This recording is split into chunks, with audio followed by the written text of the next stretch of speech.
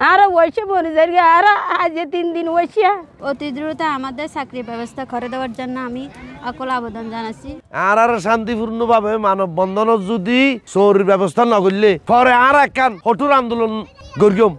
তারা আর গরিন যেতে দিয়ে ইয়ে হল দিয়ে চিরদিন চৌরি থাকিব এন হয় চৌরি 6 মাস 3 মাস দিয়ে আর পরে চৌরি লই ফেলাই এই পর্যন্ত আর কুল ফাবার কুড়িবার গেই গুজুরি হান্দি দুধ আর চৌরি নতে আর ওইসে বলে যাই আর আজ 3 দিন ওইসিয়া আর তো চৌরি যতদিন পর্যন্ত আর চৌরি ন দে এতদিন পর্যন্ত আর অনাহার মরে যাইম বই আর সর্বশেষ একটা চাকরি দিলে বেশি ভালো হইব বিয়া কোন অসহায় আর 44 পরিবার মানুষ চৌরি না খেতুন সরকার দেশে মারার গদ দিয়ে আনাল হতা আসলে প্রত্যেকের স্থায়ী চৌরি দিব এ পর্যন্ত একখান গো মানুষ তো খেত চৌরি নেই গো মানুষ তো খাইবার ভাত নাই এটা মানুষ ভাত খাইবার লাগে টাং গজাল লই নেট লই গেই হই তারা চৌরিন দিবেলা বলে আর অনুরোধ করি আর আগেও হইলা বিদ্যুৎ সময় স্থায়ী চৌরি দিবার হাতে আরোগ্য ফুরি দিয়ে বন্দরের হাস হইব অনারা হইলা বিদ্যুতের মাধ্যম দিবার যখন কুশল বড় আরা 44 পরিবার এখন 9 নম্বর মানুষের চৌরি বেলা বলে আমি অনুরোধ করি আর মানব বন্ধ করি শান্তিপূর্ণভাবে যদি অনারা আর শান্তিপূর্ণভাবে মানববন্ধন যদি সব মশার বিরুদ্ধে সুরক্ষা দিতে এলো বসুন্ধরা এক্সট্রিম অ্যারোসল মশার বিরুদ্ধে এক্সট্রিম সুরক্ষা চৌরির ব্যবস্থা না করলে পরে আর একখান কঠোর আন্দোলন গড়িয়ম 44 পরিবারের এখন সবাই চাকরি হারা হয়ে অনাহারে মর যাচ্ছে যেমন আমাদের শিশুরা স্কুলে পড়াতে পারছি না শিশুরা হাতে আমাদের ভবিষ্যৎ আমরা পেটে বাদ না থাকায় এমনি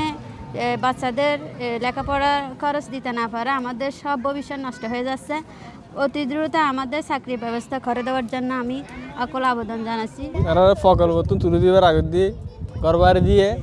ঘরবাড়ি দিবস তৈরি মানে আর একখান স্থায়ীভাবে চৌরি দিব হয় চৌরি কিন দিয়ে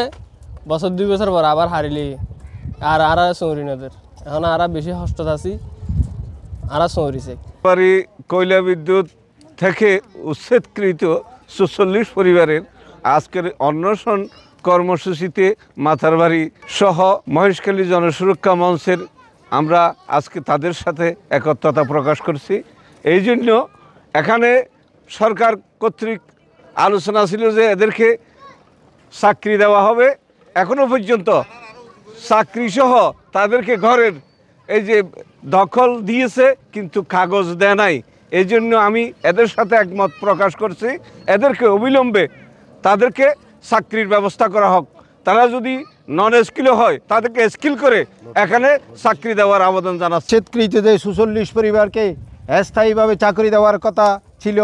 সেই চাকরি তাদেরকে দেওয়া হয়নি। এখনো পর্যন্ত তারা অনাহারে অর্ধাহারে দিনাতিপাত করতেছে এবং তাদের সেই সুযোগ সুবিধা যেটুকু বঞ্চিত করেছে সেইটুকু ফিরিয়ে দেওয়ার জন্য আমরা মহেশখালী জনসুরক্ষা মঞ্চের পক্ষ থেকে আমি কর্তৃপক্ষকে উদাত্ত আহ্বান জানাচ্ছি।